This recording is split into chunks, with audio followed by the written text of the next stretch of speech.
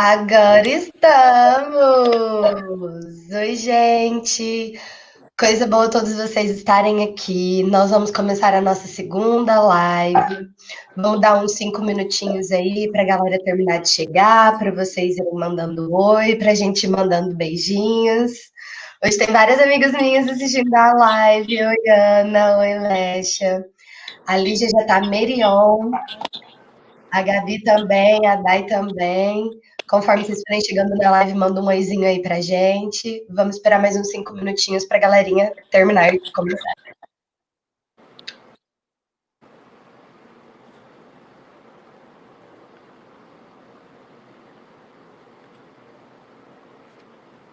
E aí, amiga, tá ansiosa? Um pouco. Eu assumo que na hora que chega na hora, assim, eu fico um pouco nervosa. Mas aí vai passando, a gente vai conversando, vai passando. Olha, eu fico das minhas caras e bocas, porque eu tô me vendo aqui no YouTube ao mesmo tempo, no computador. E aí aqui tá um pouco atrasado, e aí eu tô tipo assim, ó. Eu vou ter que abrir pra ver, gente. Ai, meu Deus. Deixa eu abrir aqui pra eu ver.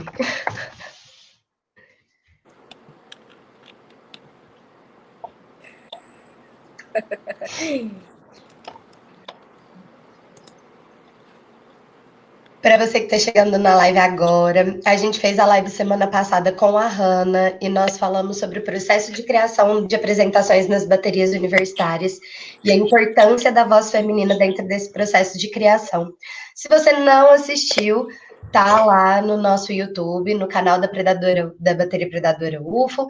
É só você ir lá e ver. Se inscreve também no canal, dá o likezinho no vídeo, conta para seus amigos esses rolês que a gente está fazendo. Para você que é de bateria universitária, é extremamente importante conversar sobre o papel da mulher dentro da sua bateria universitária.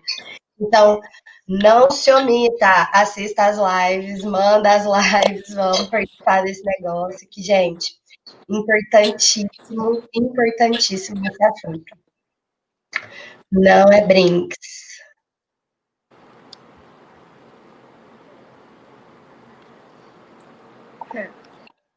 Oi, Júlia, Lígia. Cadê o resto do pessoal da Meri? Nossa, gente, eu apanho disso, eu acho. Eu acho que não tenho certeza. Habibs, nem cheguei direito, estou sem ar. Eu só consigo ver pelos comentários, né, quem tá online. Eu acho que sim, só pelos comentários. Oi, Murilo! Tudo pra mim.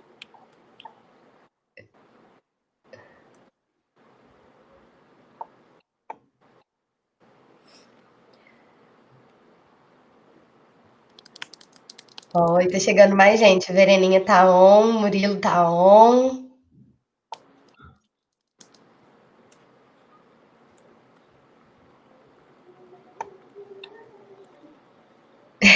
Um anjo sem asa, né? Ai, adorei.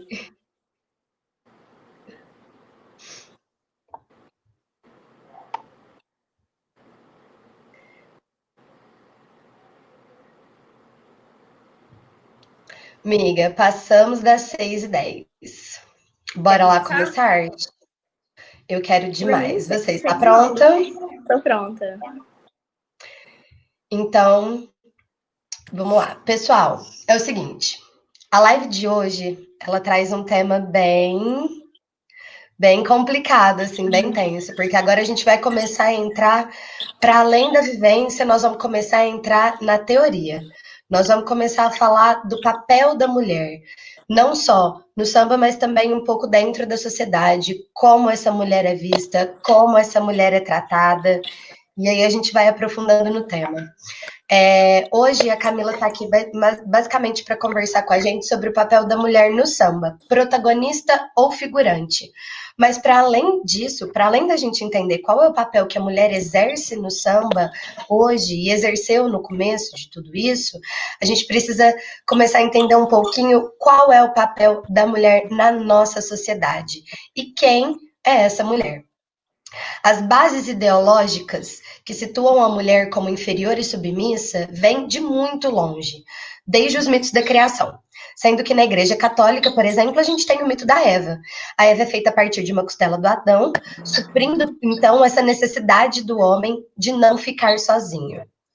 No entanto, ela simboliza uma tentação, um tipo de pecado da carne, o desejo do sexo, responsável pela perda da paz e da tranquilidade desse homem que estava ali, representado pela perda do seu paraíso, que seria o Jardim do Éden. Já na mitologia grega, por exemplo, a gente tem o mito da Pandora, que representa a identidade negativa da mulher. A Pandora seria a primeira mulher do mundo, segundo a mitologia grega, e ela seria o instrumento da vingança de Zeus, sendo a portadora de uma caixa onde se concentravam todos os males que assolam a humanidade. Tais identificações negativas relativas às mulheres não se limitaram apenas aos mitos de criação das religiões. Elas vão para além quando os grandes pensadores fazem questão de situar as mulheres num plano muito inferior do que os homens dentro da ciência. O Platão, por exemplo, sugere que a mulher seria a reencarnação da alma de um homem que em vida anterior teria sido dissoluto e que agora receberia um castigo sendo mulher. O Aristóteles afirma que as mulheres e os escravos devem viver para servir aos poucos privilegiados, além de situar que na relação homem e mulher, o homem é o beneficiado e a mulher é a beneficiadora. São Tomás de Aquino muda o foco um pouquinho das diferenças entre mulheres e homens e sai do plano físico e vai para o plano psicológico, em funções das reflexões tomistas da época em torno da inferioridade física e psicológica da mulher, influenciando profundamente o pensamento renascentista. O Rousseau também dá um pouquinho do tiro de misericórdia, dizendo que ser mulher, para ele, é ter uma condição esquizofrenizante, pela dicotomia entre ser santa e ser tentadora. No entanto, é impossível falar da mulher de uma forma geral e abstrata, sem levar em consideração a sua posição e papel dentro da sociedade. Existem mulheres concretas inseridas em situações econômicas sociais distintas e que sofrem diversas formas de opressão e assédio sexual todos os dias. Ao se pensar, porém, em condição feminina no Brasil, tem que se pensar na mulher como trabalhadora e situar a mulher negra como a que se encontra no patamar da condição de operária, de baixa renda e de submissa, até mesmo as mulheres brancas. Na situação de chefe de família, estritamente ligada à pobreza e à profundidade da discriminação pela sua cultura e etnia.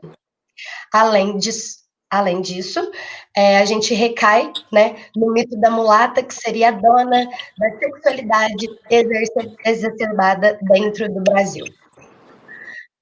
Um pouquinho disso do que eu li, tá? Tá dentro do site desafio.ufba.br. Eles têm um material incrível falando sobre o papel da mulher na sociedade, escrevendo um pouco o papel da mulher negra e também dessa mulher trabalhadora que a gente identifica como a mulher brasileira. Mas isso é para a gente poder entender um pouquinho de qual é esse objeto que a gente está falando, esse objeto de pesquisa que a gente está falando, que é a mulher. Só que essa é só a introdução, né? Para conversar melhor com vocês sobre esse assunto, temos aqui a maravilhosíssima, eu não sei de que lado da tela está, pois minha câmera é espelhada. Camila! De lá, de lá, de lá. Isso! Não, aqui? É? De cá. De cá? Isso. Oi, tudo bem? Camila é da Meri, uma das maiores tambocas que eu conheço, e além disso, pesquisa bastante sobre feminicídio e a posição da mulher dentro da sociedade. Então, com vocês, nossa maravilhosíssima Camila, para falar um pouquinho mais sobre o papel da mulher dentro do samba, protagonista ou figurante. Camila, vamos começar com você contando para mim e para todo mundo qual é a sua experiência dentro das baterias universitárias. Então, gente, para quem não me conhece, né, como ela disse, eu sou a Camila, eu tô na bateria meritíssima desde 2016, entrei no finalzinho de 2015, na realidade, mas tô atuante lá mesmo desde 2016 e mais ou menos desde então eu também estou no grupo de criação, direção de ritmo da bateria. Então, todas essas apresentaçõezinhas aí que vocês viram desde então, teve um dedinho maior ou menor meu, principalmente no tamborim, que é o instrumento que eu toco desde sempre, nunca toquei outro, acho que nem arriscaria, como a Hannah disse na live dela. Até tentei sair, mas o tamborim não deixa, então tudo bem, eu aceito, e é isso. E assim, a minha experiência, assim, quem não assistiu, vai assistir a live que a gente fez, também tem a da Mercenária, com a DJ Fifonha. E a gente já deu uma pincelada legal sobre esse âmbito da mulher dentro da bateria universitária em si, especificamente. Eu, dentro da criação, não quero ficar repetitiva, né? Para não ficar repetindo o que a gente já falou nas outras lives, que a Hannah já disse, etc. Assim, a gente encontra algumas barreiras, não tem como a gente falar que a gente tem a mesma vivência, as mesmas experiências e as mesmas facilidades que os homens têm, em N sentidos, em N aspectos. Mas mesmo assim, eu, como mulher branca, eu consigo reconhecer em vários âmbitos os meus privilégios, inclusive dentro da própria bateria. A gente comentou na outra live que as meninas mais novas que entraram depois tiveram mais dificuldade de se fazerem ser ouvidas e etc e tal. Eu já citei algumas coisas, já estava conversando com as meninas, já aconteceram algumas situações às vezes eu ter que falar muitas vezes para conseguir alguma coisa ali dentro, principalmente dentro da criação, onde às vezes uma ideia minha passar batida. Mas assim, eu também tenho que agradecer. Na verdade, eu não tenho que agradecer, não, para ser sincera. Não é o mínimo, eu acho. Porque os meninos são muito maravilhosos que eu tenho na bateria, que a gente tem hoje na bateria, especialmente os que estão dentro da criação, da direção de ritmo.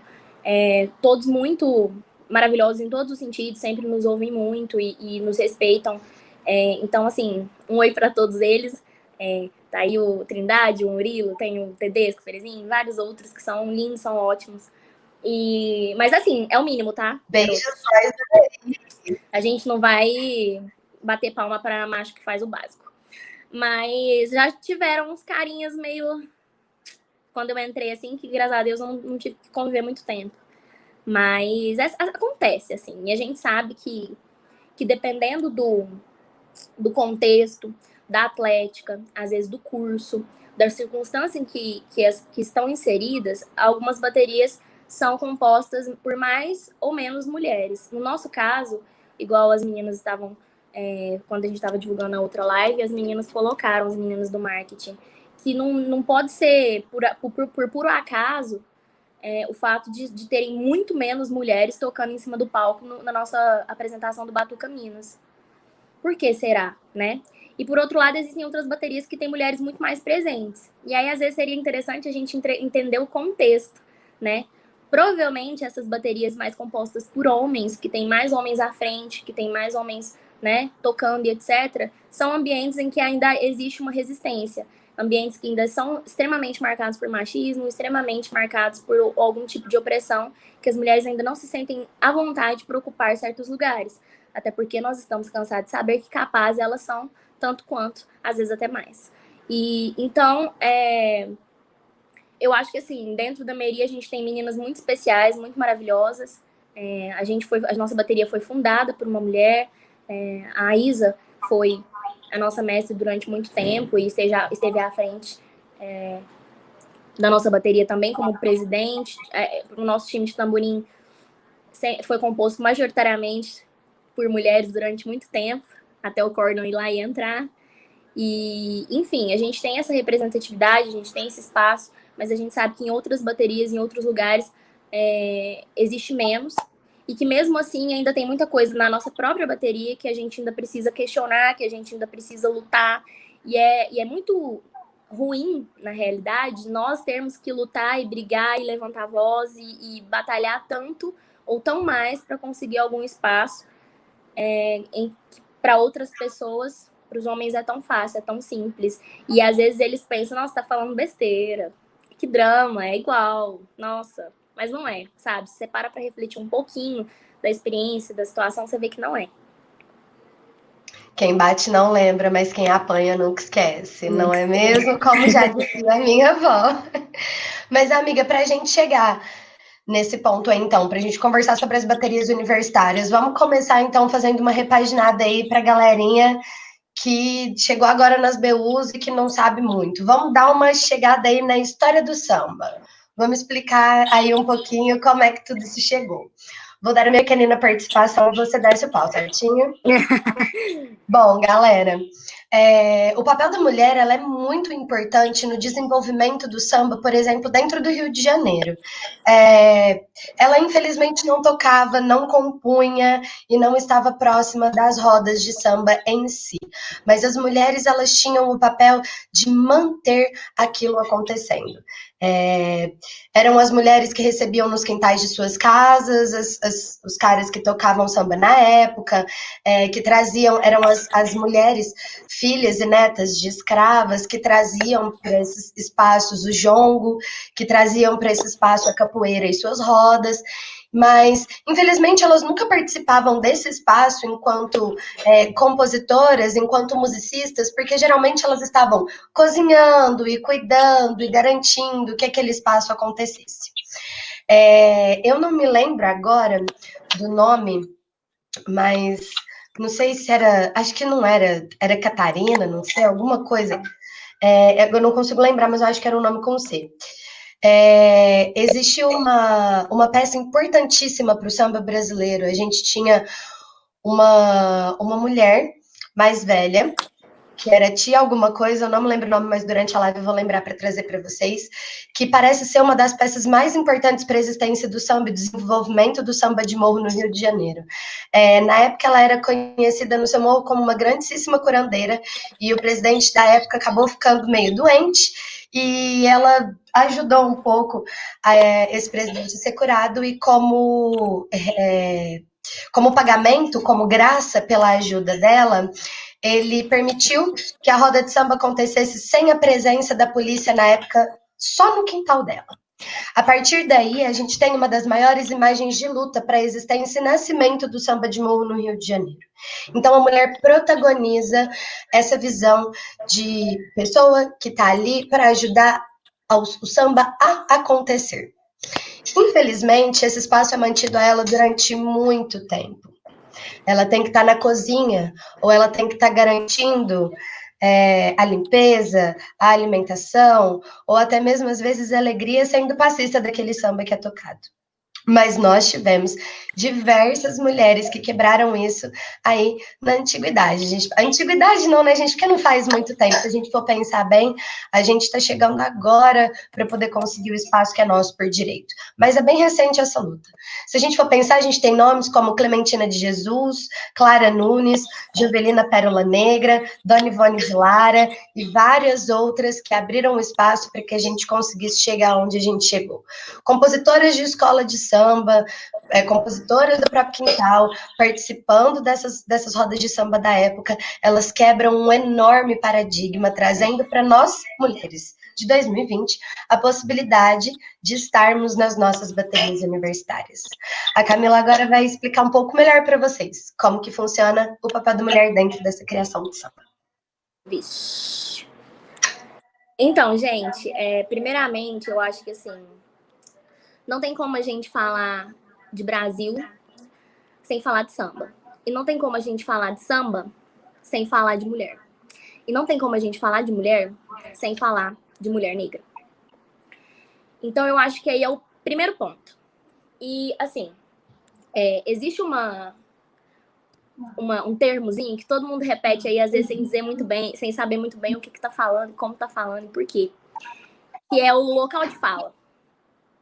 É um termo que a gente precisa ter cuidado para falar sobre ele, para usá-lo. Porque, assim, local de fala não quer dizer que eu ou a Beno não possamos falar sobre assuntos como raça. Mas isso quer dizer que a gente precisa ter muito cuidado e respeito, porque a gente sabe que não são vivências que nós temos. Nós não passamos, nunca passaremos, sequer imaginamos como é estar nesses lugares, como é ter essas vivências, essas experiências, como é ser vítima de uma sociedade, de um sistema que desde sempre oprime. Mas isso não quer dizer que a gente não possa se interessar e não possa falar sobre esse assunto. Eu, pessoalmente, estudo muito sobre isso. Esse tempo aí da quarentena eu tirei para poder focar um pouco nas coisas que eu gosto de estudar.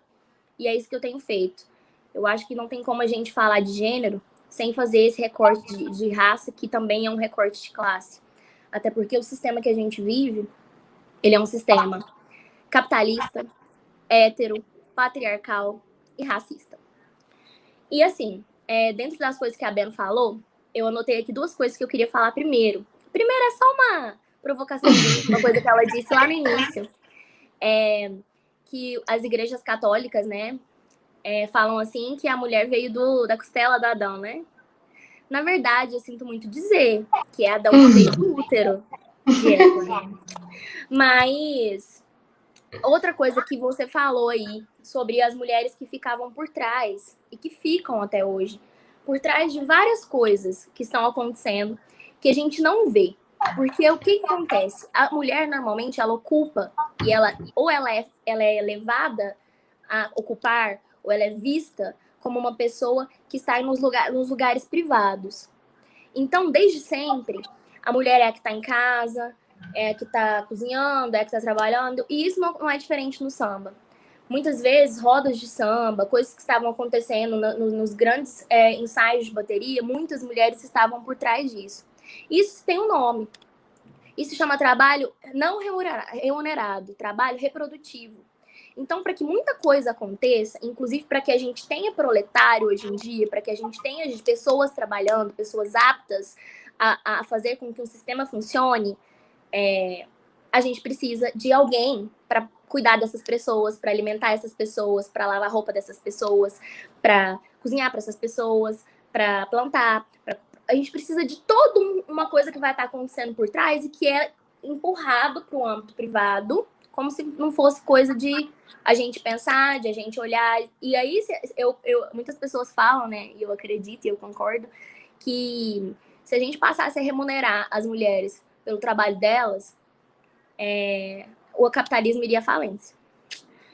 Não seria nada ruim. Mas, enfim, isso é Vamos entrar aqui na questão mais específica do samba, porque antes de a gente pensar em falar de bateria universitária, de samba dentro das universidades, que é apenas um recorte, uma pequena reprodução de todo um rolê que é muito grande, que é o samba que já existe há anos no Brasil, de uma cultura maravilhosa que é e que deve ser valorizada, que deve ser falada. Antes a gente entender o que é, o que a gente faz parte, a gente precisa entender do samba em si, das escolas de samba, mas de outro samba também, que é o samba cantado, que é o samba das periferias, que é o samba das rodas de samba, enfim. E aí o que acontece? Eu escrevi umas coisas aqui também, então às vezes eu vou estar lendo, tá? É por isso. Então, como a Beno falou, o que a gente entende? Que ao longo da história do samba, o gênero ele refletiu o machismo dessa organização patriarcal da sociedade brasileira. E é um machismo que ele é expresso não só na invisibilização de muitas artistas, de muitas mulheres dentro do samba, como também nos versos das canções, que é uma coisa que a gente vai falar daqui a pouquinho. A forma como a mulher é retratada em várias músicas, muita gente problematiza só o funk, mas se a gente for olhar para várias letras, especialmente de samba, e especialmente umas mais antigas, você vê como era estigmatizado o papel, especialmente da mulher negra. Inclusive como era banalizada a violência doméstica. Tipo assim, calma, a gente vai falar sobre isso. E apesar da liderança inegável dessas mulheres, que elas exerciam nas comunidades, que elas exerciam no contexto do samba, elas não tinham direito à voz no discurso artístico e nem nas letras da música. Então, nós tínhamos poucas mulheres com participação ou com reconhecimento dentro das composições. Às vezes, elas participavam desse processo, mas elas não eram reconhecidas, não levavam esse crédito. Nas escolas de samba, elas assumiam papéis de coadjuvante. Apesar de serem fundamentais, a gente sabe que são, as pastoras, as baianas, né, as matriarcas, portadoras de toda a tradição, as mulheres, as costureiras daquele tanto de fantasia.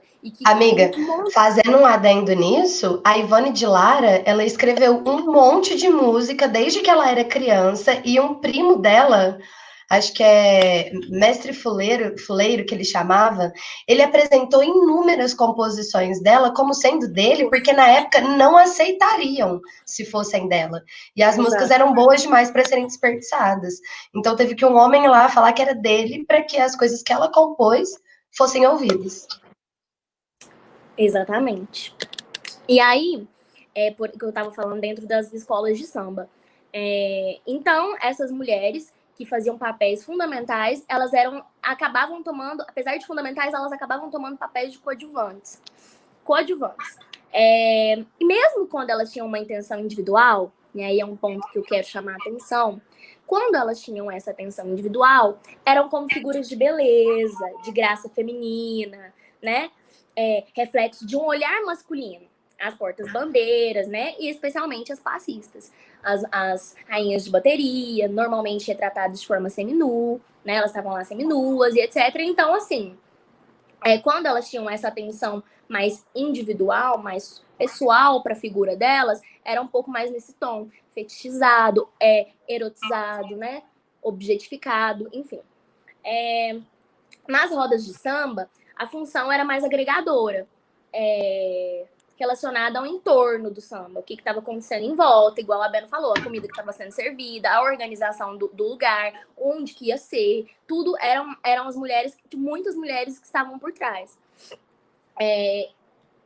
E aí ela sempre aparecia nas letras das músicas, como a gente vai entrar aí para falar, como a musa sedutora, a mulher que era sempre retratada nas letras, mas, ao mesmo tempo, ela não tinha sua voz ali dentro, né? E aí, agora, a Beno pode dar uma introduzidinha aí nessa questão das letras das músicas que a gente deu Então, uma gente, para analisar. nós temos esse problema das letras, eu acho muito complicado. Inclusive, quando a gente foi falar desse tema, e a gente foi fazer a nossa reuniãozinho, eu até falei, né, amiga, a gente precisa levar algumas letras de música. Porque tipo, às vezes a gente não percebe, mas se a gente for pensar, por exemplo, essa mulher, ela já era tratada como objeto e ela tinha que ficar dentro do privado, porque, por exemplo, as mulheres eram destinadas a homem, aos seus casamentos, e assim elas eram respeitadas socialmente. Então elas tinham que ficar guardadas dentro de casa. Elas não podiam aparecer nesse espaço. Mas aí a gente começa a ter uma modificação muito grande do que era o samba no Brasil e de como ele era vendido e ouvido por outras pessoas. De como ele começa a ganhar espaço, ao invés de retratar apenas as mazelas que esse pessoal sofria, começa a retratar outras questões que também atingem as pessoas que não moram nos morros, mas que moram no asfalto. Aí a gente tem, por exemplo, o começo dessa questão romântica dentro do samba, de trazer a mulher que está dentro da minha casa, guardada no seio da família, alimentando a roda de samba, como a grande musa. Vou dar uma visão aqui para ela. Só que nem sempre é assim. Por exemplo, a Camila falou uma hora que essas letras trazem a questão da violência e do trabalho e da submissão dessas mulheres. Vocês já ouviram aquela música? O pior é que eu não sei quem é o autor ou a autora, mas eu sei que a Cássia Eller faz uma regravação.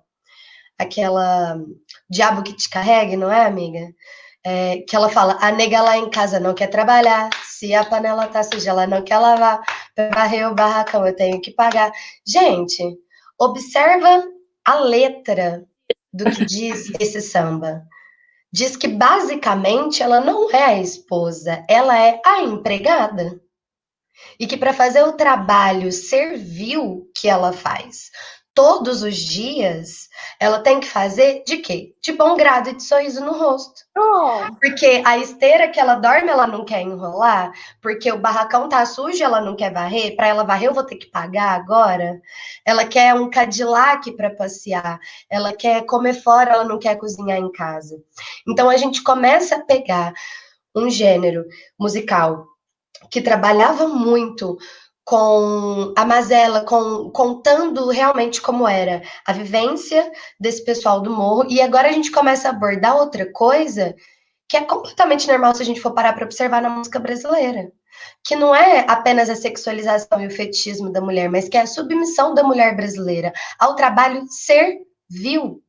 Porque isso não é trabalho doméstico, gente. A gente precisa entender que a categoria trabalho, ela tem divisões.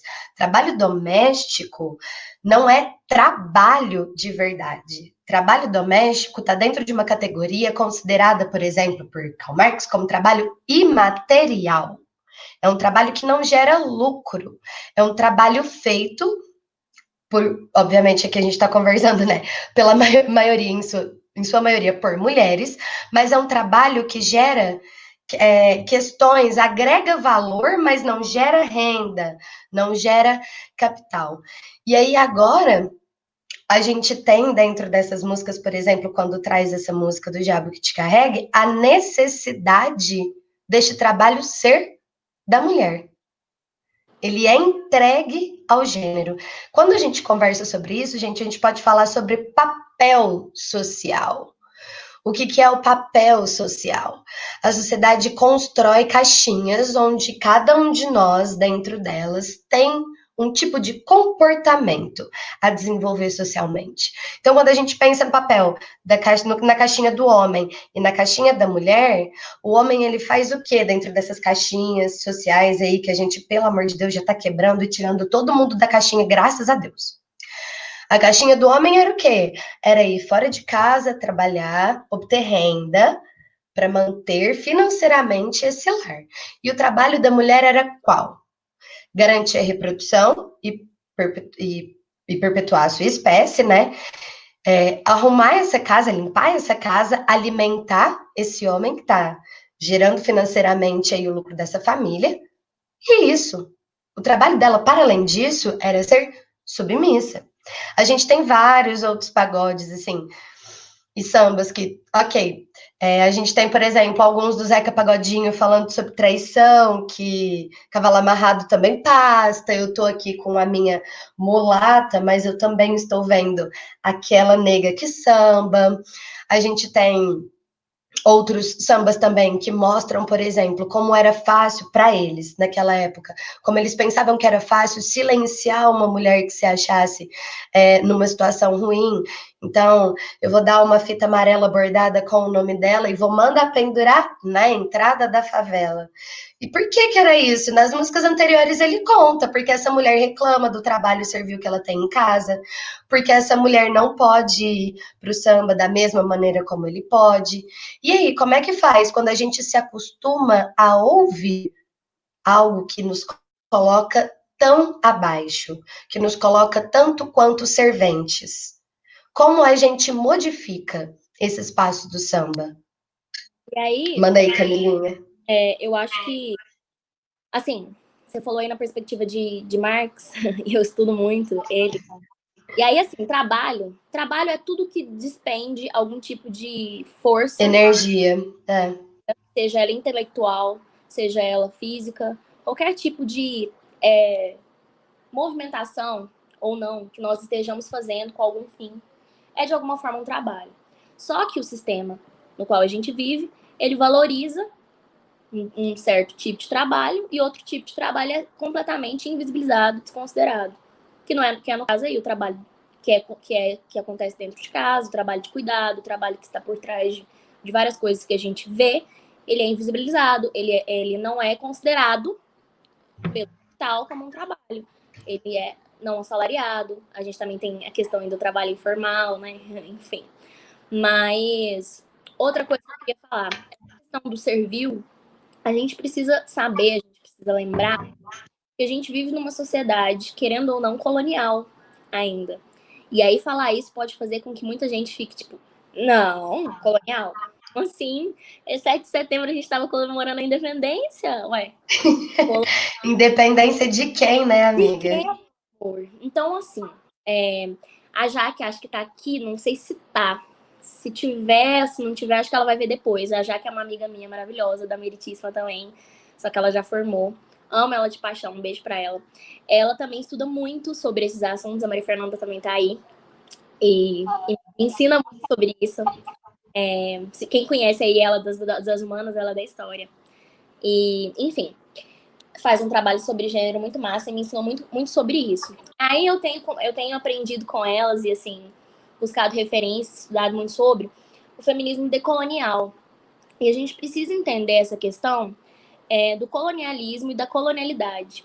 Porque o colonialismo, ele é exatamente aquele rolê lá do carinha lá que chega da Europa, vai lá, invade o seu país, porque ele não tá te descobrindo, não. Ele tá te invadindo mesmo, te explorando.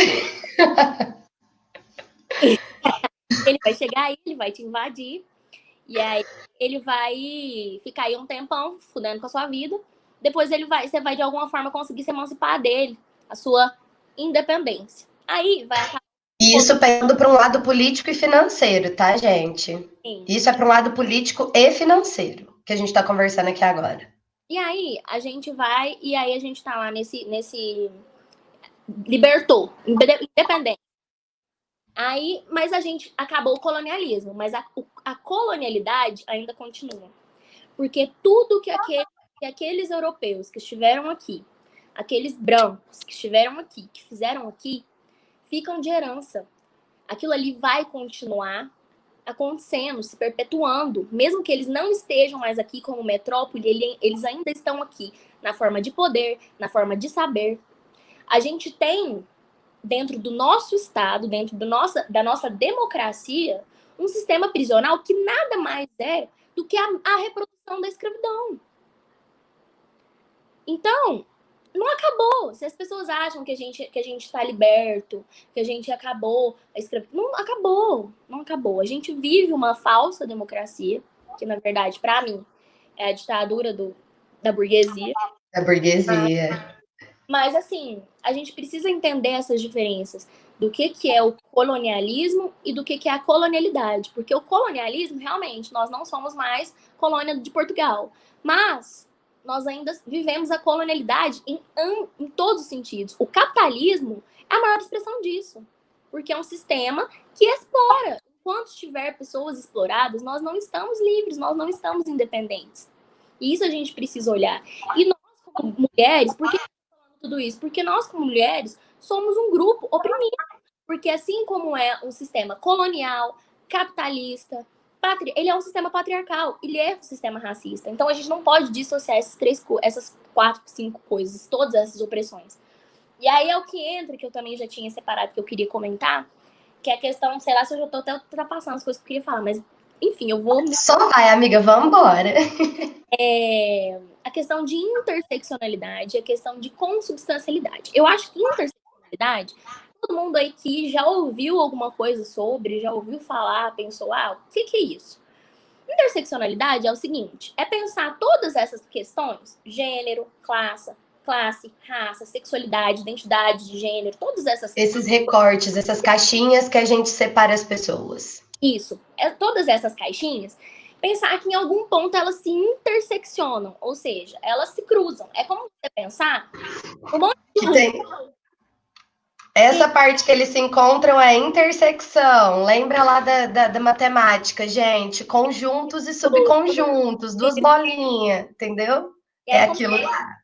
rua, que tá tendo lá todo mundo andando na rua, mas vai ter um momento que vai ter um cruzamento dessas ruas. Mas eu ouso ir um pouco além. Porque eu acho que a interseccionalidade por si só ainda não resolve, ainda não responde. Por quê?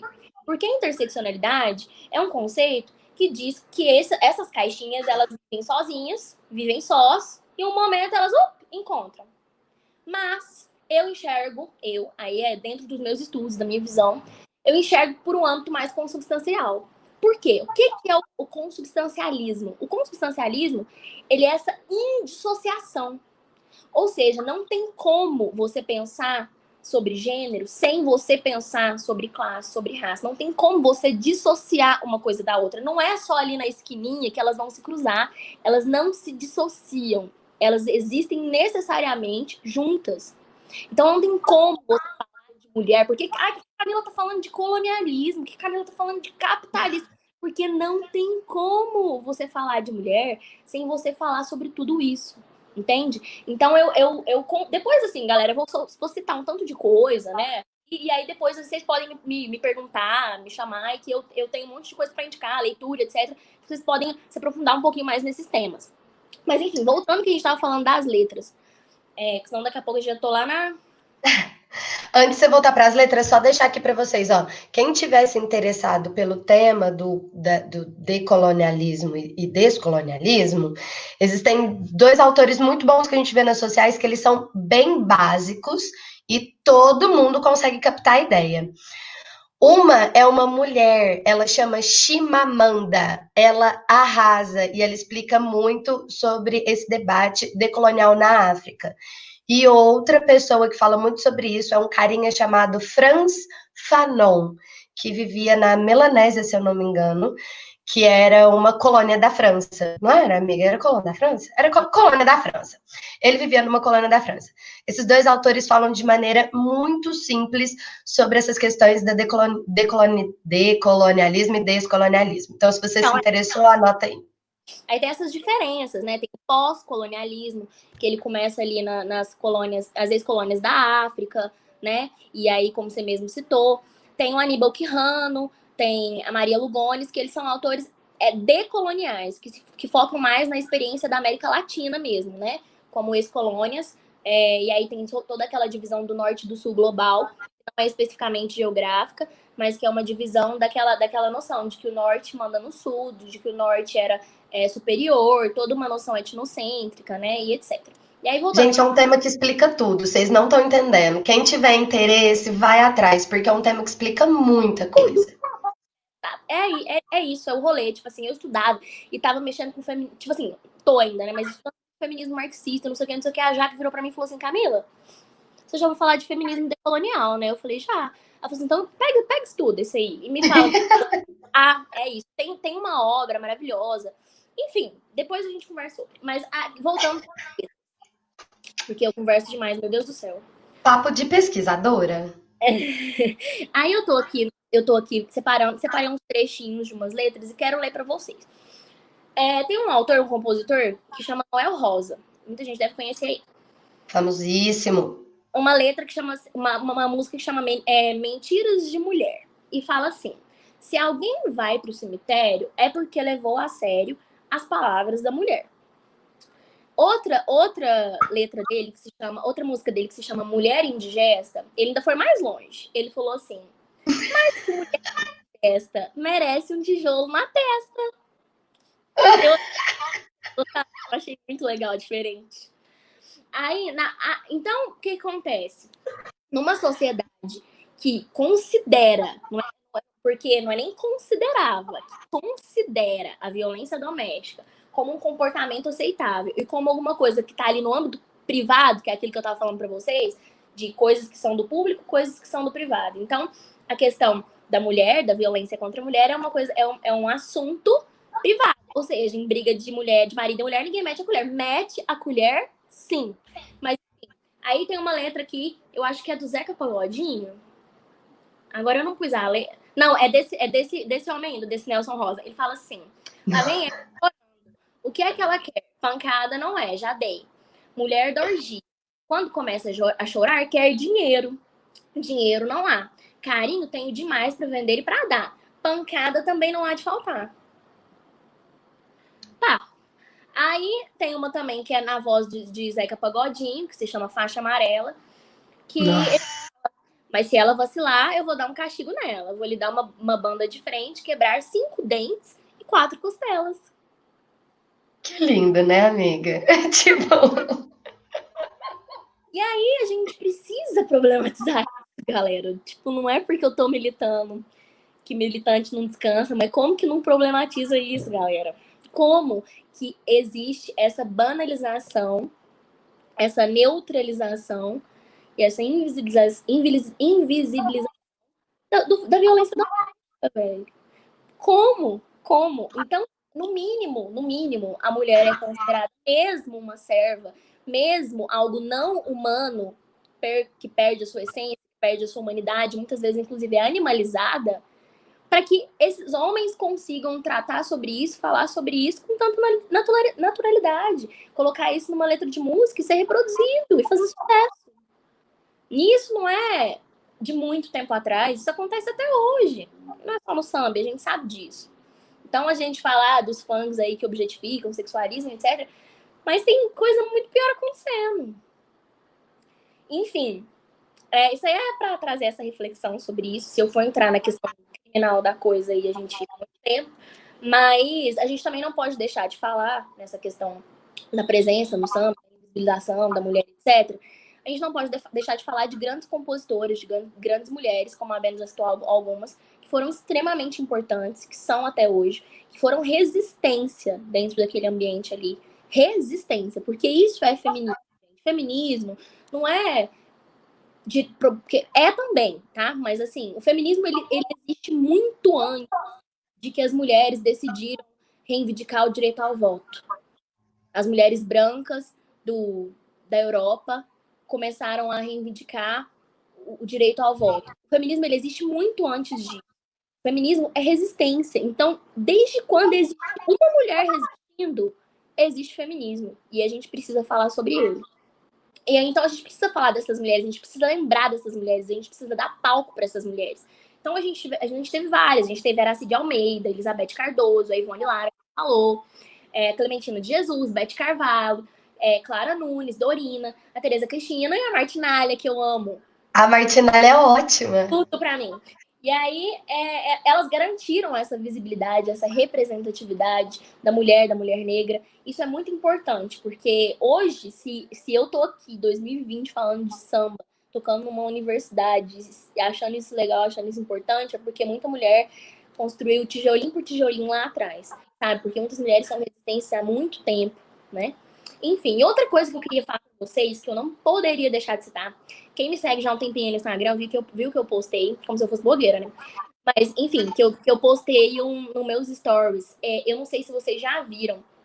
Tem um grupo de mulheres que elas tocam samba. Minha amiga que mora lá no Rio de Janeiro, inclusive, ia no show delas. Mas não deu certo por causa da pandemia. Coronavirus! E o grupo Samba que Elas Querem. E elas fizeram uma paródia daquela música, sabe aquela... Procurei em todas as mulheres a felicidade. A felicidade. Sei. Era uma paródia maravilhosa, feministaça disso. Eu postei. Eu acho que eu vou pôr aqui um pedacinho. Eu não sei como que eu viro essa tela. Amiga, eu não sei. Mas põe só pra gente ouvir se der. Eu vou virar aqui. Não precisa nem virar a tela. Eu acho que vai dar, porque eu quero que vocês vejam. Fala o nome do vídeo aí pra todo mundo gravar na cabeça. Caceta, velha. Peraí. Desculpa aí, falei o palavrão. Ó.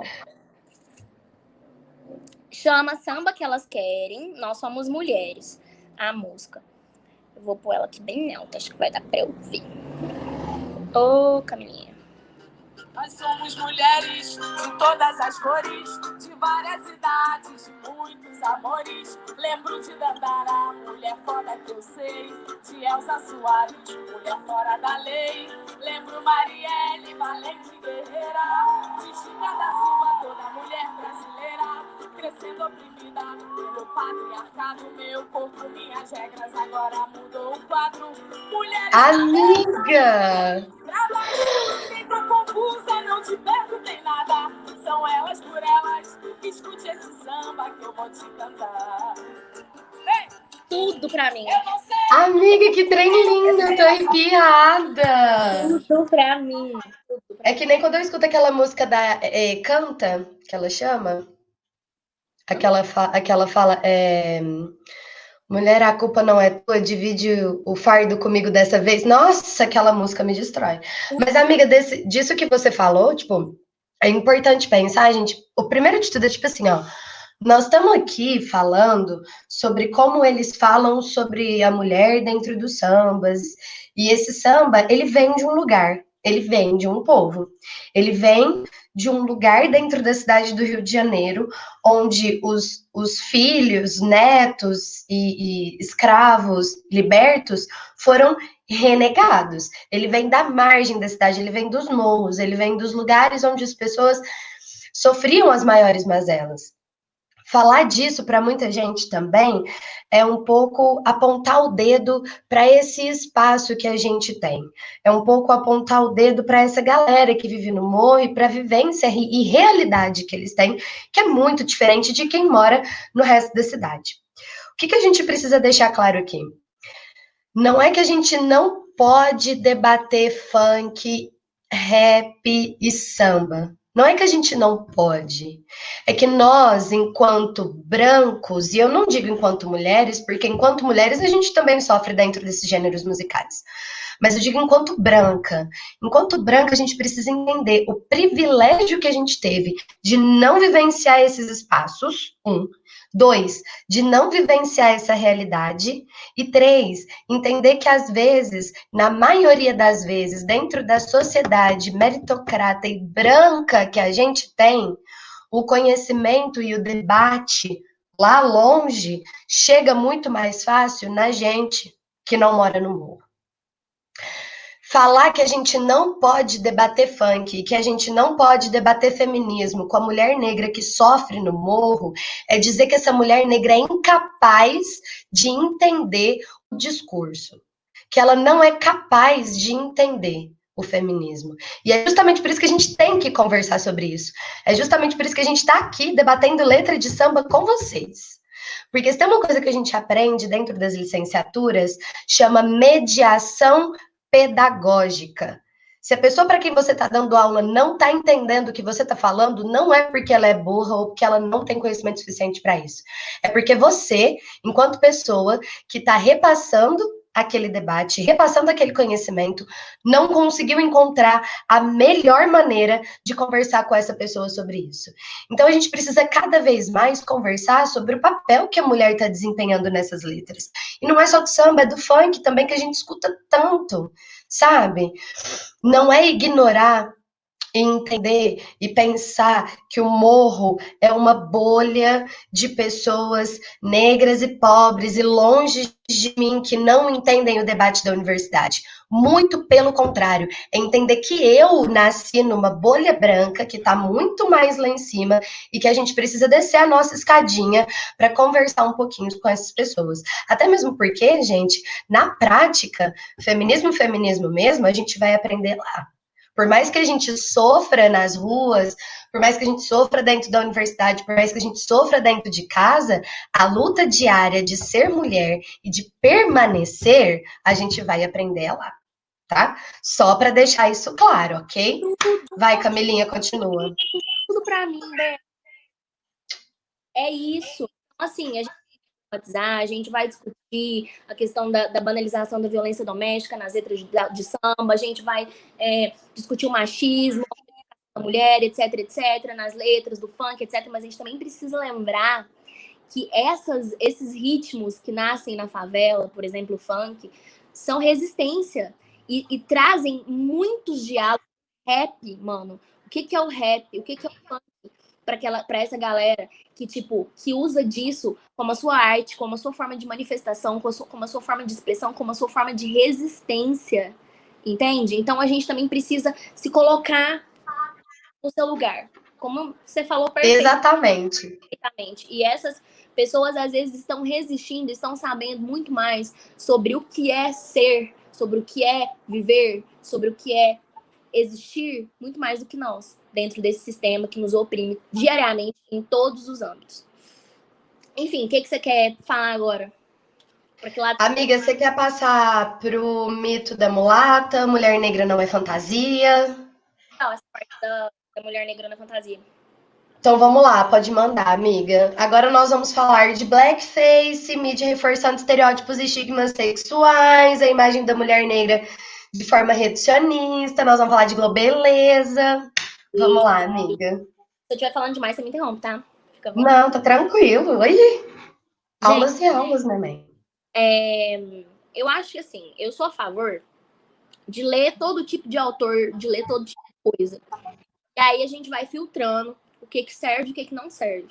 Ó, tem coisa que eu concordo com o autor que eu li, tem coisa que eu não concordo com o autor que eu li.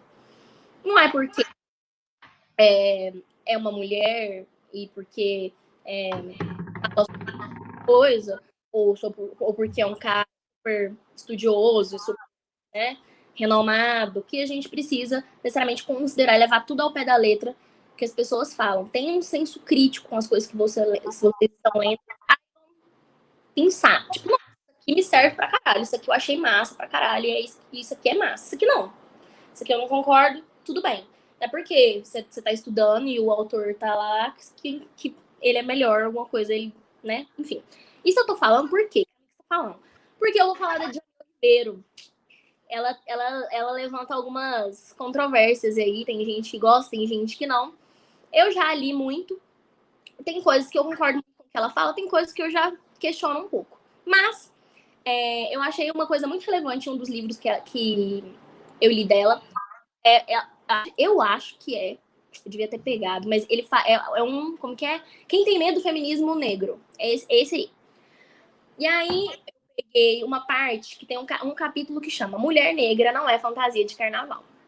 E aí a gente também fala de samba e não tem como a gente não linkar com carnaval, né? Que é a nossa festa, nós somos mundialmente conhecidos pelo nosso carnaval. É uma festa que todo mundo ama. E antes de qualquer coisa, é um evento cultural muito forte, em que o samba está muito forte, né? E, E enfim. é basicamente um expurgo social, como diria da Mata. Tudo que a gente não pode fazer o ano inteiro, a gente faz no carnaval. Aí que tá o perigo. O que a Djamila ela quer dizer com essa questão de mulher negra não é fantasia de carnaval? Eu acho que ela quer inicialmente falar do blackface, que é uma coisa que acontece, que muitas vezes a gente considera a coisa mais normal do mundo. Muitos youtubers, blogueiros, atores de televisão, peças teatrais, especialmente no carnaval, muitas pessoas se pintam, passam a tinta e vão Nega pra maluca. fala que estão vestidos de quê? Não é fantasia. Por que o blackface é tão problemático? Por que vocês sabem que blackface que é, né? Você simplesmente ser branco e se pintar de preto, de mais escuro. E tentando reproduzir algum tipo de personagem, né? Alguma coisa nesse sentido. Porque, além de ridicularizar em muitos casos, né? Ter essa roupagem, esse aspecto. Em outros casos, por que raios uma pessoa branca precisaria se pintar de preto, sendo que nós temos pessoas pretas que podem muito bem se auto-representar? Por que eles precisam pintar um ator branco de preto para que ele interprete algum papel, sendo que nós temos vários atores que são pretos, que são ótimos e que podem atuar na mesma coisa, né? Enfim. E aí, o que acontece? Isso é basicamente reforçação.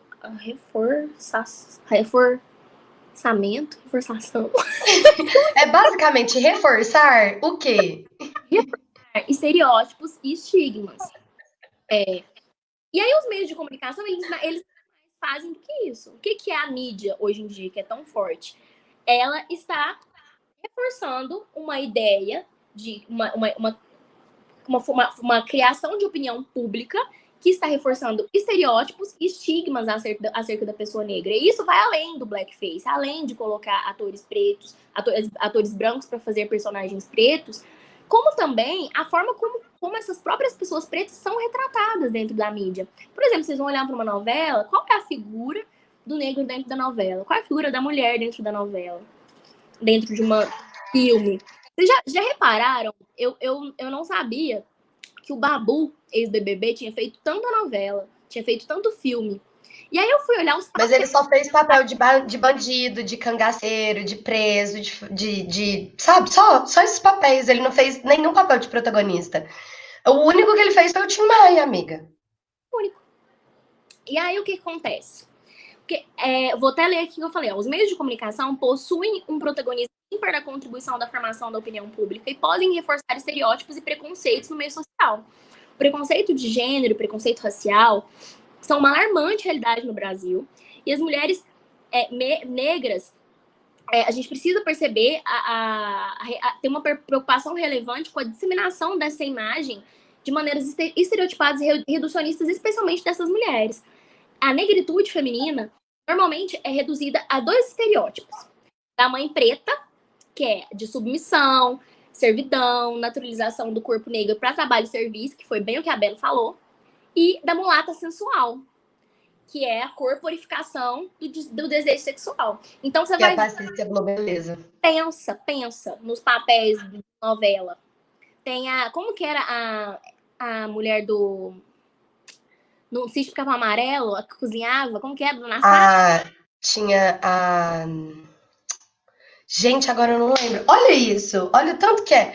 A gente fica com o nome da dona, a tia Anastácia. Só que é tão... O racismo que tem ali dentro, ele é tão arraigado, ele é tão lá dentro, que a primeira coisa que você pensa, quem que cozinhava, quem que fazia aqueles bolinhos de chuva? Dona Benta. E não era. A Não. dona Benta não colocava um dedo no fogão, caramba! Quem cozinhava era a tia Anastácia. E a marca da farinha chama como? Dona Benta. Entendeu? Gente, o dia que eu entendi isso, eu falei, pelo amor de Deus. E aí você vai percebendo esses papéis, esses lugares, né, que as pessoas negras, que as mulheres especialmente, né, são colocadas, e você começa a entender muita coisa, você começa a perceber muita coisa. Outra questão que a Bena aí falou na hora que eu citei o Babu, essa questão do marginal, né, do negro, que ele é marginal, é o que a gente mais vê, né, não só um estereótipo que é colocado nas mídias, né, em todas essas reproduções midiáticas, como também é um estereótipo que nós temos na nossa própria realidade. Então, assim, a gente vê certa pessoa, um homem negro com certas características fenótipicas na rua, a gente fala, né? A gente não, né, mas a sociedade em si que eu tô falando, que eu estou tentando me desconstruir nesse sentido. Mas a sociedade vê isso como o quê? Como marginal, como bandido, né? E aí, a gente levar isso pro lado do crime, a gente começa a perceber como o nosso próprio Estado, né? Que é o que eu falei um pouquinho na live anterior, como o nosso próprio Estado, ele é um Estado punitivista, que na verdade serve para um sistema que é racista, que é classicista, que é patriarcal. Um sistema que é seletivo, que não escolhe quais condutas criminalizar, mas quais pessoas criminalizar. Então, é um sistema que está querendo limpar, que está querendo excluir e dizimar pessoas. E não está querendo trazer a segurança para a população. Então, Educar o cidadão.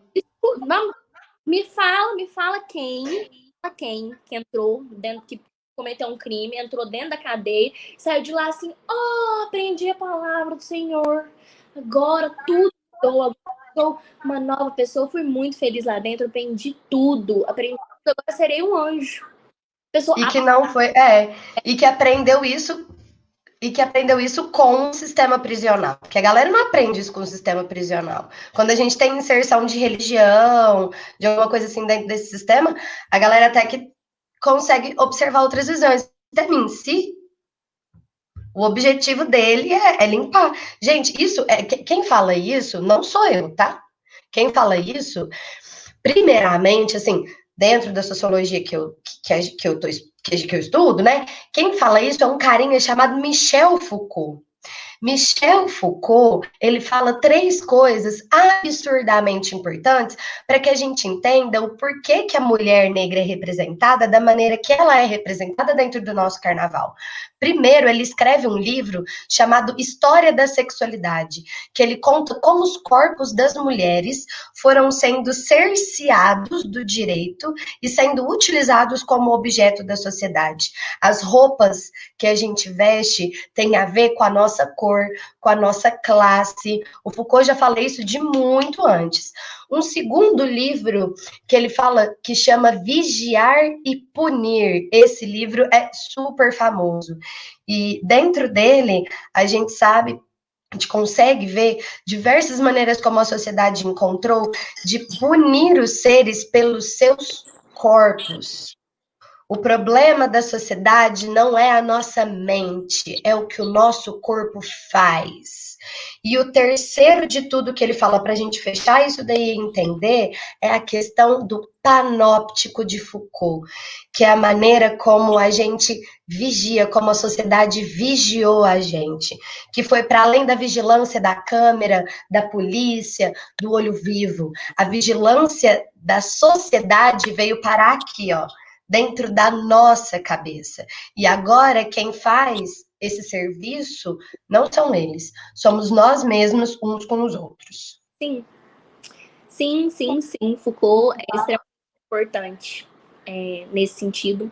E existe um autor que ele se chama Alessandro Barata, dentro da criminologia crítica especificamente. A criminologia crítica, ela é uma vertente dentro da criminologia que faz esse recorte, que faz essa análise de o que é criminalizar, né? Que não é uma criminalização de condutas, mas criminalização de pessoas. Para que o sistema existe? Em que função, né?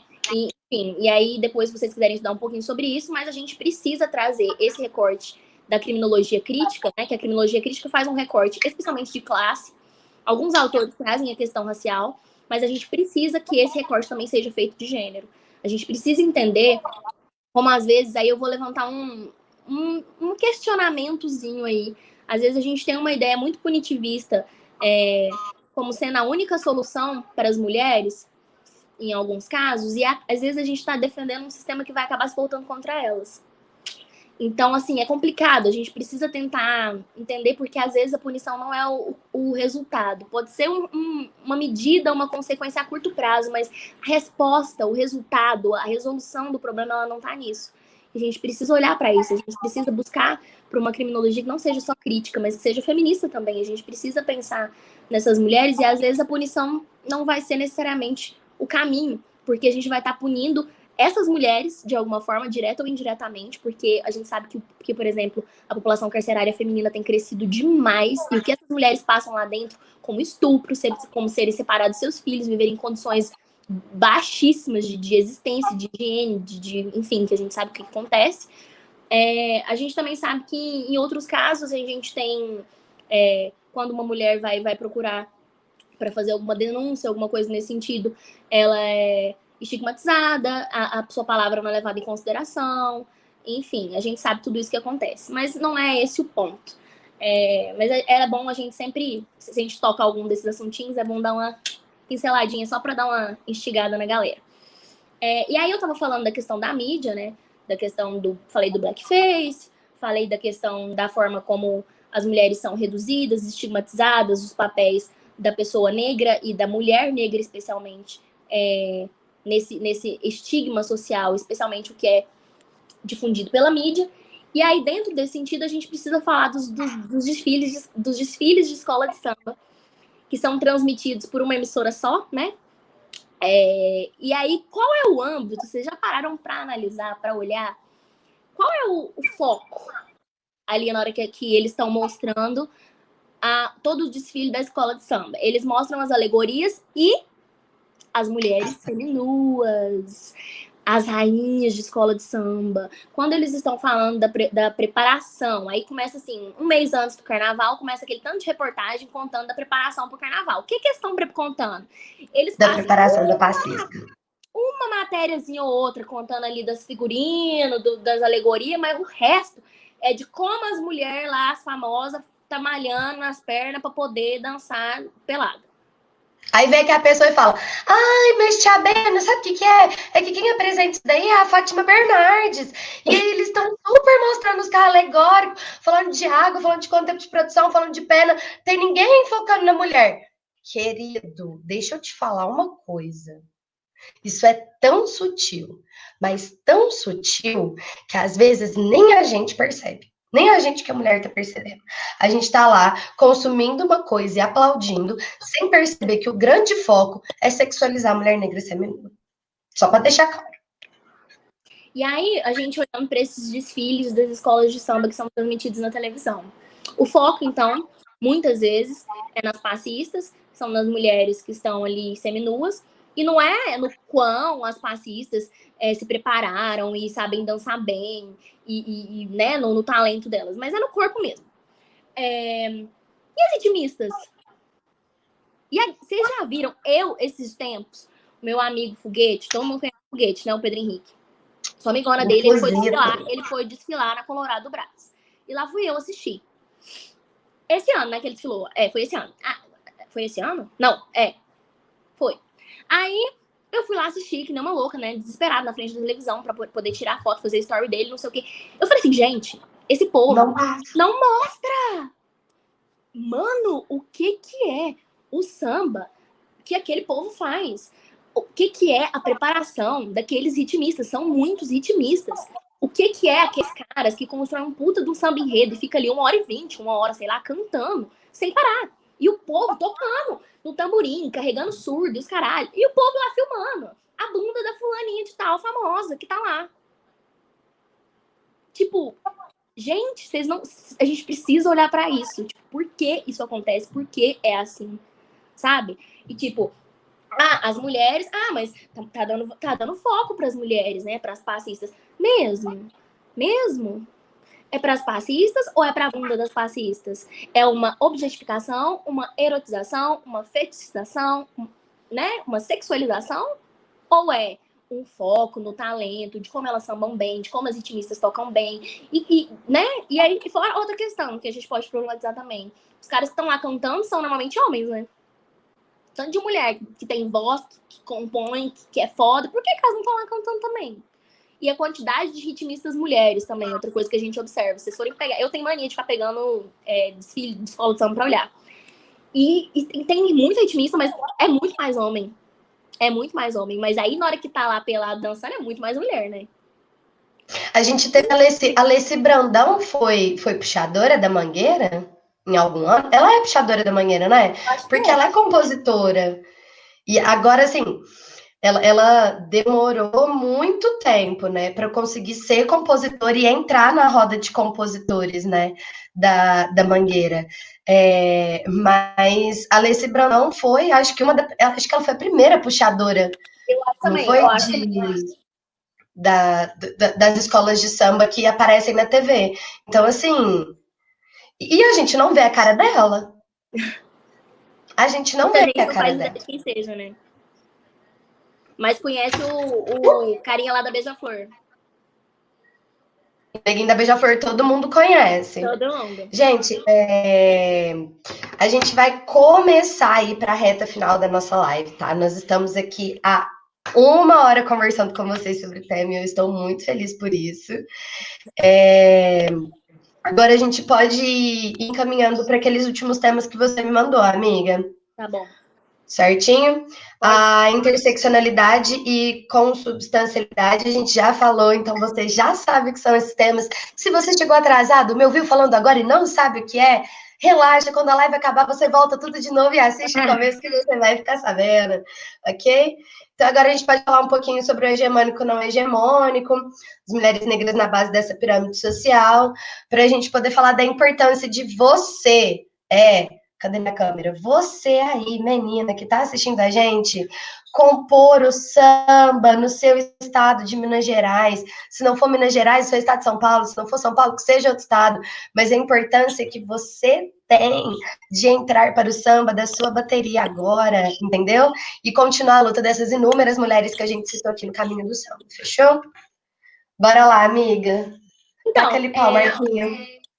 No início, que é a hora que eu fui falar dessas de colonialismo, etc., eu já dei uma pincelada boa nessas questões, né? Quando a gente fala de feminismo hegemônico, feminismo não hegemônico, é que o feminismo hegemônico é aquela ideia mesmo que a gente tem de que existe um conceito abstrato, um conceito genérico do que é ser mulher. Quando surgiram as primeiras ondas feministas, né, que inicialmente foram as mulheres brancas europeias lutando pelo direito ao voto das mulheres brancas, deixando claro, a gente começa a criar essa ideia de que a mulher é um conceitinho abstrato, só que nós somos muitas, nós somos diversas, e a gente não pode deixar de considerar as vivências de diferentes mulheres, de diferentes raças, diferentes classes, em diferentes lugares, né? Então a gente precisa também levar em consideração o lugar político, né, geopolítico onde essas pessoas estão situadas. Então o feminismo, a necessidade por um feminismo não hegemônico é exatamente essa, que não coloque todas as mulheres numa caixa só, que a gente consiga perceber que as mulheres são diversas e que a gente precisa entender as diferentes vivências e experiências de cada uma delas, para que a gente consiga, então, entender o que é ser mulher. É como aquela frase que todo mundo usa hoje e reproduz, enquanto uma ainda não for livre, enquanto uma mulher ainda não estiver livre, nenhuma estará. Então, a gente não tem como a gente falar sobre um feminismo que é para poucas, que é para brancas, que é para uma ideia abstrata de mulher que não contemple várias mulheres em várias questões, em várias situações, muitas mulheres que às vezes nem sabem o que é feminismo e que nem se dizem feministas, mas que resistem há muito tempo. Então era bem nesse sentido que eu ia falar sobre hegemônica e não hegemônica, interseccionalidade e consubstancialidade. Eu falei do feminismo decolonial, né? Aí também tem as questões do pós-colonial, descolonial, que aí depois, na hora que vocês forem estudando, vocês vão entendendo as diferenças, dos lugares onde surgem, o que falam, as diferenças que eles têm entre si. Uma coisinha que eu ainda tinha preparado aqui nessa questão ainda que eu tava falando dos desfiles da escola de samba, é a questão da globeleza também, né? A globeleza, aí tem o mito da mulata. O que é a mulata, galera? Vocês sabiam que mulata vem de mula, né? E mula é a mistura de um animal puro com um animal impuro. E que no final ainda é infértil. Então, olha a objetificação, a animalização, a desumanização da mulher negra, que é chamada de mulata. E aí, no que a gente via dentro da globeleza, era a mulher negra, nua, pintada, com as tintas coloridas, purpurina, sambando ao som de uma vinheta clássica ali de Rede Globo. Era veiculada na mídia televisiva na época do carnaval de fevereiro e tal. Então, uma exploração do corpo feminino, negro e nu para o foco das manifestações culturais nacionais. Aí, uma coisa que eu queria levantar dentro disso é a questão assim, Camila, mas a mulher branca, ela também é fetichizada, ela também é objetificada, ela também é sexualizada, não é? Não da mesma maneira. Mas não da mesma maneira. A gente precisa entender um ponto principal nessa questão, que é o que a própria Djamila, que eu comecei a citar ali, fala. Eu acho que ainda no mesmo livro. Senão eu tô enganada, mas eu falo para vocês depois. Ela fala assim, é necessário entender o porquê de se criticar lugares como o da globeleza. Não é só pela nudez em si, tampouco por quem desempenha esse papel.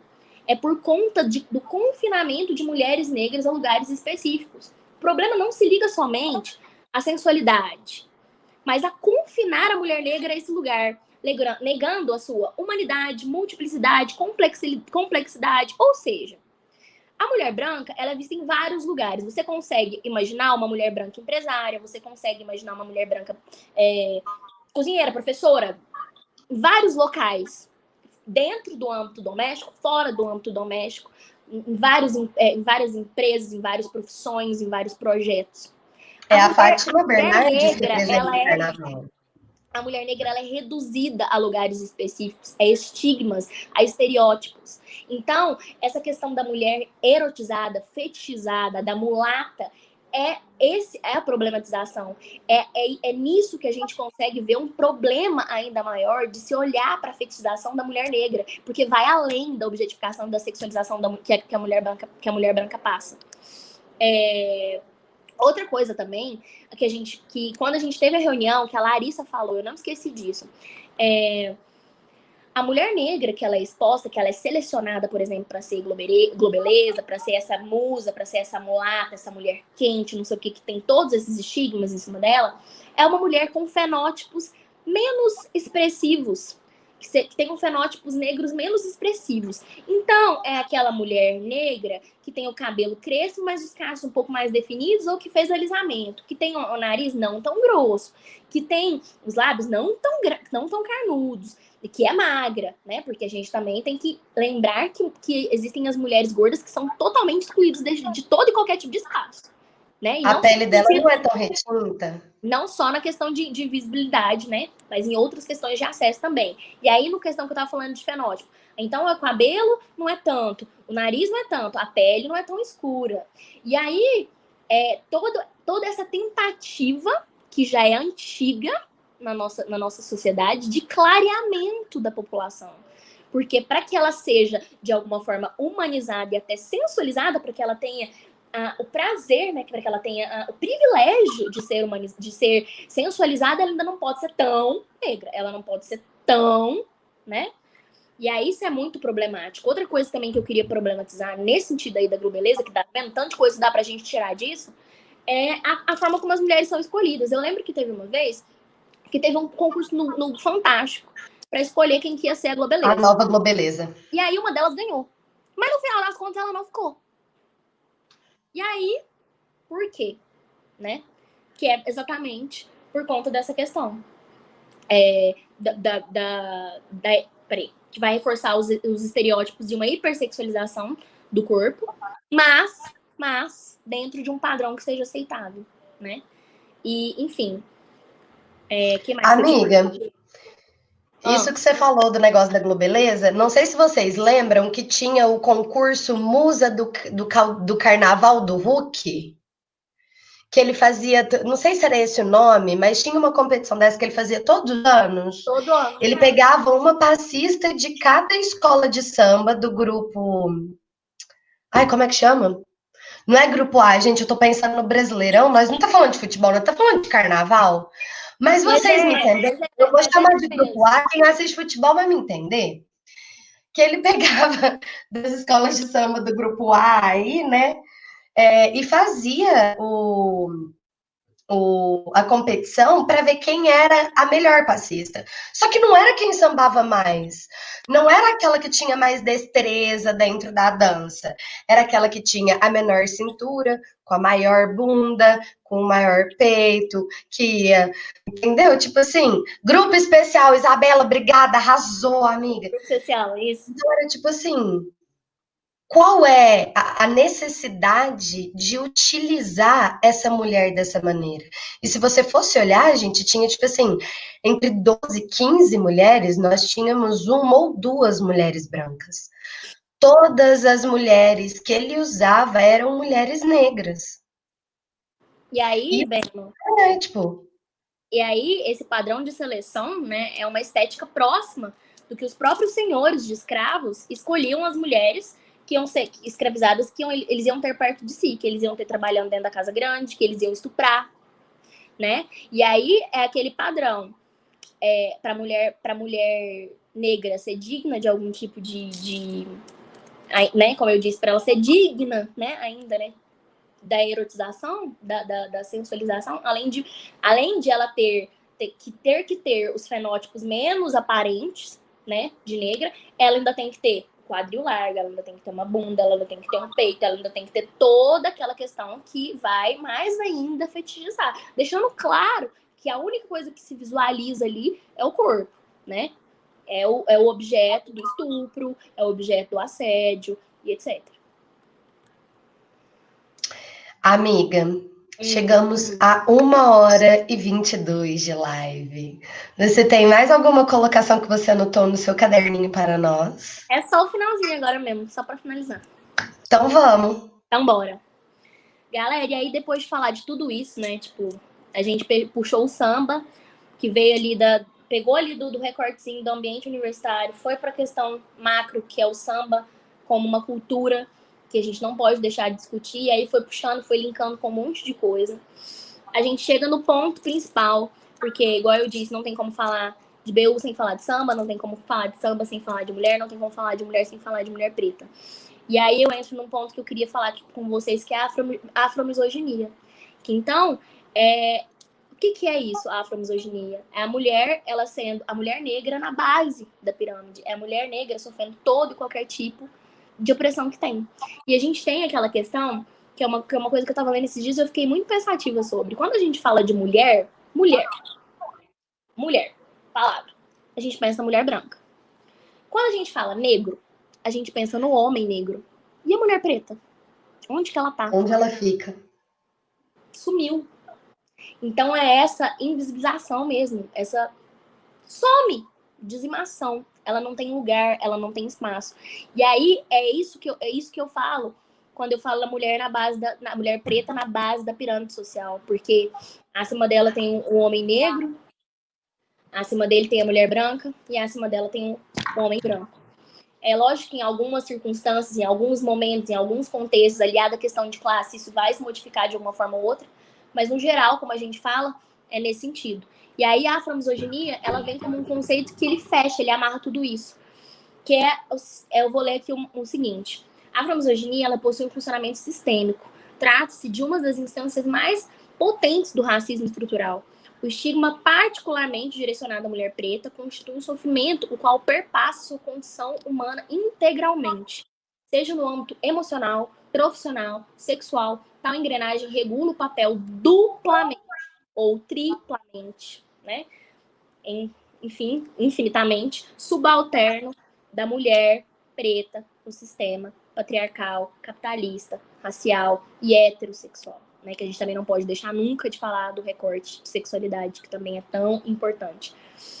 Então, é isso que eu queria falar, deixar como recado, e deixar aí esses pontinhos na cabeça de muita gente. Se tem muita coisa, joguei muito conceito. Quem quiser depois conversar comigo ou com a Bela, a gente tem muita coisa para indicar, de leitura, Chama nós. etc. Chama nós, que a gente tá aí para conversar sempre. Acho que o diálogo é esse, como a Bela estava falando naquela hora,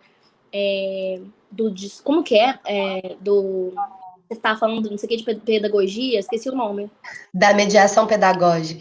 Mediação pedagógica. Isso é a praxis, gente. O que é a praxis? É sair só da teoria, é unir a teoria com a prática. É essa necessidade de a gente dialogar e levar esse conhecimento, essa desconstrução, essa informação cada vez mais longe, independente da forma como a gente precisa adaptar esse diálogo, esse discurso para isso. Então, às vezes eu tô falando difícil, a gente vai falar diferente, a gente vai mudar a forma, a gente vai mudar, a gente precisa ter um discurso, uma postura de trabalho de base mesmo, de construir, de levar, de informar, de ensinar, de ajudar e de aprender. Porque é um processo que é nosso, é um processo que é do outro e que ele precisa acontecer, já devia ter acontecido e a gente precisa urgentemente uma busca de uma justiça social, de um país que seja menos desigual, de um país que seja menos doente, na minha visão. E é isso. Galera, Camilinha, foi maravilhoso te receber nessa live. A Predadora e eu, claro, estamos lisonjeados com a sua presença e com todo esse conhecimento que você trouxe pra gente. Aprender com você é sempre maravilhoso. Não aprender apenas tamborim, mas também aprender outras coisas. A gente quer te agradecer do fundo do coração por ter acreditado nessa live, por ter acreditado na nossa ideia e por compor isso junto com a gente. Obrigada, você é maravilhosa, Ben. Eu já admirava, cada vez admiro mais. Tudo pra mim. Aprendo muito com você, quero aprender mais. Eu acho que essa live, esse projeto de vocês está sendo maravilhoso.